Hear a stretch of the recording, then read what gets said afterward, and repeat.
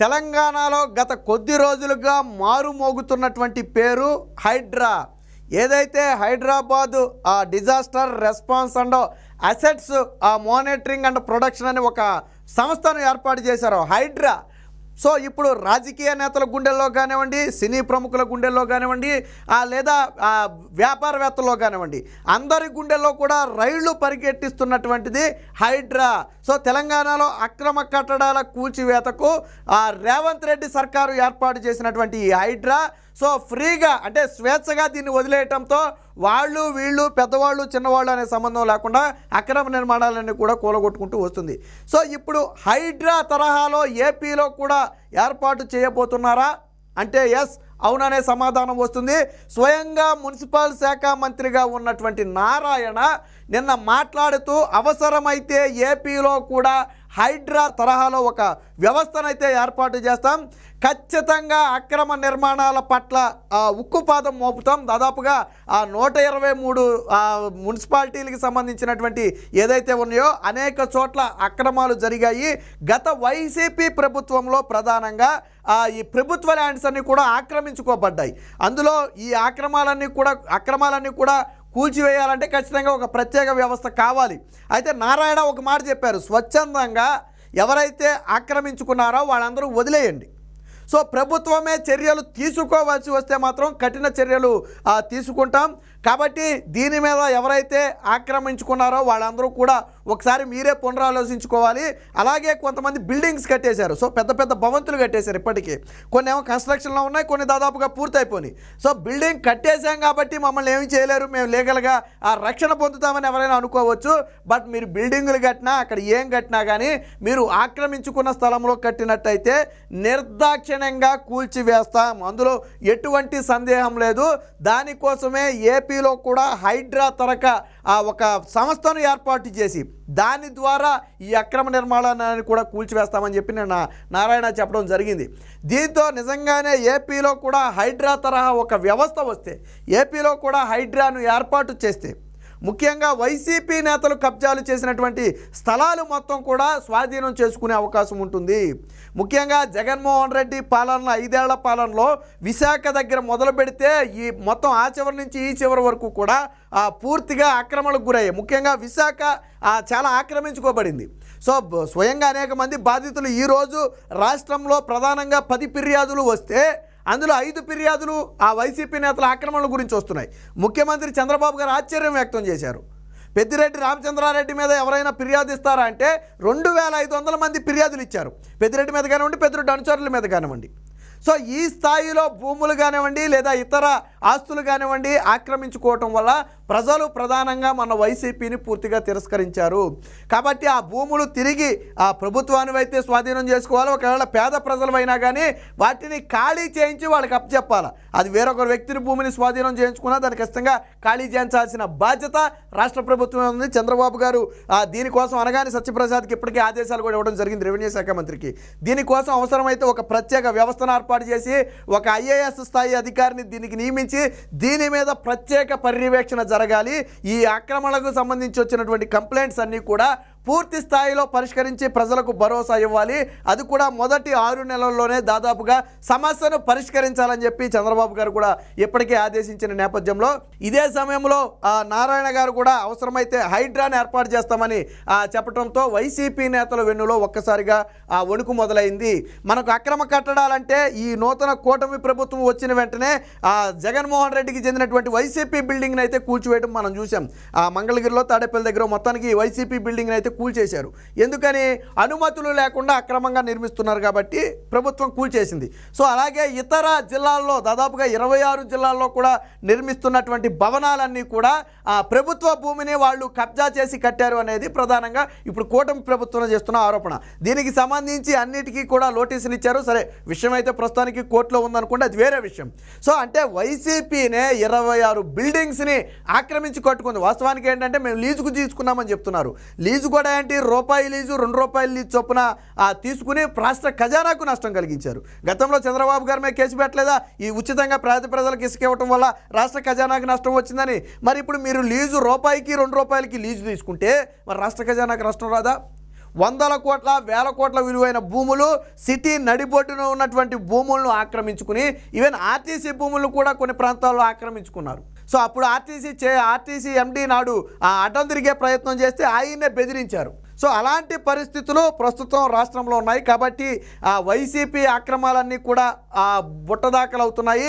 వీటి మొత్తాన్ని కూడా కంట్రోల్ చేయాలంటే ఏపీలో కూడా హైడ్రా లాంటి ఒక వ్యవస్థ అవసరం అని చెప్పి ఇప్పుడు ప్రజలందరూ కోరుకుంటున్నారు. తెలంగాణ ప్రభుత్వం చేస్తున్నటువంటి ఈ పని పట్ల అక్కడ ప్రజలు సంతోషం వ్యక్తం చేస్తున్నారు. సరే, ఆస్తులు కోల్పోయిన వాళ్ళకి బాధ కలిగితే కలగవచ్చు, బట్ ప్రజలు సంతోషం వ్యక్తం చేస్తున్నారు. ఎందుకంటే ఆ చెరువులు కానివ్వండి, కుంటలు కానివ్వండి ఆక్రమించేసి బిల్డింగ్స్ కట్టడం వల్ల వరదలు వస్తే హైదరాబాద్లో ఇబ్బంది అవుతుంది. వాస్తవానికి ఒకప్పుడు లేని ఇబ్బంది ఇప్పుడు ఎందుకు వచ్చిందయ్యా అంటే ఈ ఆక్రమించేసి మొత్తం కట్టుకోవటం వల్ల.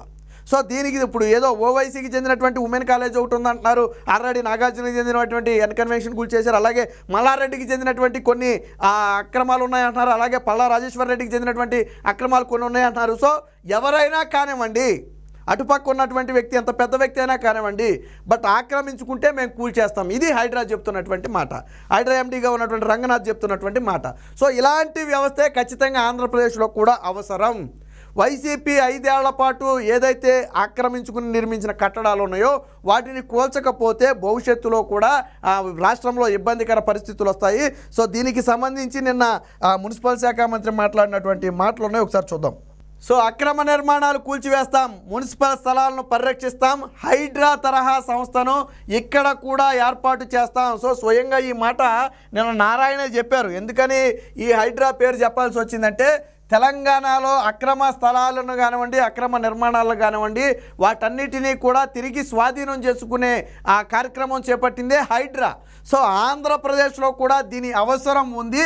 అవసరమైతే ఆ తరహాలో పేరు ఏదైనా కానివ్వండి, బట్ హైడ్రా తరహాలోనే ఒక వ్యవస్థనైతే మేము ఏర్పాటు చేస్తామని చెప్పి మున్సిపల్ శాఖ మంత్రి చెప్పడం జరిగింది. సో భవనాలు నిర్మించుకున్నా వదిలేది లేదు మంత్రి నారాయణ. మీరు స్వచ్ఛందంగా వదిలేస్తే ఇబ్బంది ఉండదు, బట్ మేము లీగల్గా ప్రొసీడ్ అయ్యే పని వస్తే మాత్రం సివియర్ యాక్షన్ తీసుకుంటాం, తర్వాత మీరు కూడా ఇబ్బంది పడతారు. ఆక్రమించుకున్న వాళ్ళు స్వచ్ఛందంగా వాటిని వదిలేయండి అని చెప్పి నిన్న నారాయణ అయితే వాళ్ళందరికీ ఒక అవకాశం ఇచ్చారు. వాస్తవానికి ప్రభుత్వం వాళ్ళ మీద కేసులు పెట్టి ఆ భూమిని లాక్కోవాలా, బట్ నారాయణ ఏమంటున్నారంటే స్వచ్ఛందంగా ముందు వదిలేయండి. సో ప్రభుత్వం మీ జోలికి రాదు. లేదు ఇది మేము ఆక్రమించుకున్నాం మా అధీనంలోనే ఉంది అంటే మేము లీగల్గా ప్రొసీడ్ అవుతాం, అప్పుడు మీరు ఇబ్బంది పడతారని చెప్పి నారాయణ అయితే హెచ్చరించడం జరిగింది. సో రాష్ట్రంలో 123 పురపాలక సంఘాలు ఉన్నాయి. వాటికి చెందినటువంటి స్థలాలు ఎవరైనా ఆక్రమించుకుంటే తక్షణం స్వచ్ఛందంగా వదిలేసుకోండి, లేదంటే మేమే వచ్చి కూల్చేస్తాం. ప్రజా ఉపయోగం కోసం ఉద్దేశించిన పార్కులను కూడా ఆక్రమిస్తున్నారు, ఇలాంటివి ఉపేక్షించేది లేదు. భవనాలు నిర్మించుకున్నామని ఎలా వదిలేస్తామని ఎవరైనా అనుకుంటే తప్పు.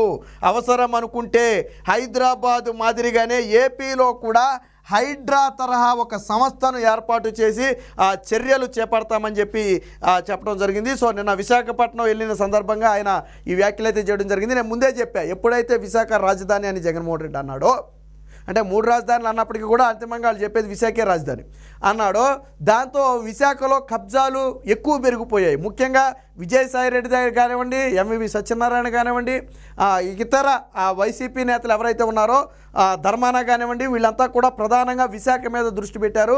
అక్కడ భూములను లేదా ప్రభుత్వ స్థలాలను భారీ స్థాయిలో కబ్జాలు చేశారు. కొన్ని వాటిలో ఆల్రెడీ నిర్మాణాలు కూడా స్టార్ట్ అయిపోయినాయి. కాబట్టి అక్కడి నుంచే ప్రక్షాళన మొదలు పెట్టాలి ప్రధానంగా, ఎందుకంటే అక్కడే ఎక్కువ కబ్జాలు ఎక్కువగా ఎక్కడ జరిగాయంటే విశాఖ ప్రాంతంలో జరిగాయి. సో ఆ తర్వాత ఇది రాష్ట్రం మొత్తం వ్యాపించి ఉంది. కాబట్టి ఇలాంటి వారందరినీ కట్టడి చేయాలంటే మరి ప్రభుత్వం ఒక వ్యవస్థను ఏర్పాటు చేయడమే కరెక్ట్. ఇప్పుడు తెలంగాణలో హైడ్రా అనే ఒక వ్యవస్థ ఉంది కాబట్టి సో తన పని తాను చేసుకుంటూ వెళ్ళిపోతుంది.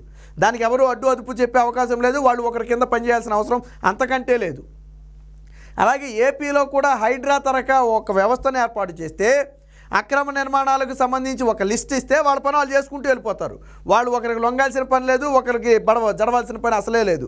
అలా కాకుండా ప్రభుత్వంలోని యంత్రాంగమే కదిలి దాన్ని డిమాలిష్ చేయాలంటే టైం పడుతుంది, ప్రాసెస్ టేకింగ్ బాగా ఎక్కువ సమయం పడుతుంది. అలాగని రాష్ట్రం మొత్తం వాటి మీద దృష్టి పెట్టాలంటే పెట్టలేని పరిస్థితి. బట్ హైడ్రా లాంటి ఒక వ్యవస్థను ఏర్పాటు చేస్తే దానికి ఇతర ఏ వ్యవస్థలతోనూ పని ఉండదో, దాని పని ఒకటే ఒక పని, ఆక్రమించుకున్న ప్లేసుల మొత్తాన్ని కూడా ఖాళీ చేయించాలి. అక్కడ నువ్వు భవంతులే కట్టావా, ఇంద్ర భవంతులే కట్టావా లేదా 100 అంతస్తుల భవనే కట్టావా ఇవన్నీ ఎవరికీ సంబంధం ఉండదు. బట్ ఆక్రమించుకున్న స్థలం మొత్తాన్ని కూడా ఖాళీ చేయించాలి. సో ఎంతైనా అవసరం. ఇప్పుడు తెలంగాణలో ఏ పరిస్థితి అయితే ఎదురైందో రేపు ఆంధ్రప్రదేశ్లో అదే పరిస్థితి ఎదురవుద్ది భవిష్యత్తులో. ఇలా ప్రభుత్వ స్థలాలను కానివ్వండి, చెరువులను కానివ్వండి ఆక్రమించేసుకుని పూర్తిగా వాళ్ళ ఆధీనంలో పెట్టుకుని నిర్మాణాలు చేపడితే రేపొద్దున హైదరాబాదు తెలంగాణ ఎదుర్కొన్న సమస్య ఆంధ్రప్రదేశ్ ఎదుర్కోవాలి. వాస్తవానికి చంద్రబాబు గారు ముందు చూపుతో నిర్మిస్తున్నటువంటి రాజధాని అమరావతి.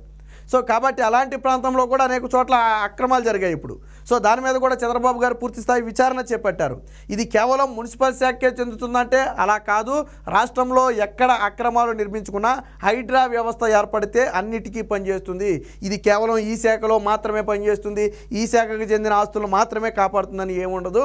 ఏది ఏమైనా నిన్న నారాయణ వ్యాఖ్యల వెనుక ఆ పరమార్థం ఉంది. ఆల్రెడీ ఇప్పటికే ఆ సూచనప్రాయంగా చంద్రబాబు గారు అంగీకారానికి కూడా వచ్చినట్టుగా తెలుస్తుంది. హైడ్రా వంటి ఒక వ్యవస్థను ఏర్పాటు చేయడానికి చంద్రబాబు గారు కూడా ఓకే చెప్పారు.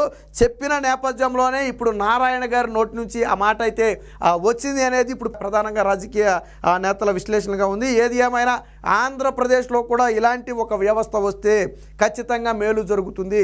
ముఖ్యంగా వైసీపీ హయాంలో కబ్జాలకు గురైనటువంటి భూములన్నిటినీ కూడా స్వాధీనం చేసుకోవచ్చు అనేది ప్రధానంగా చర్చ.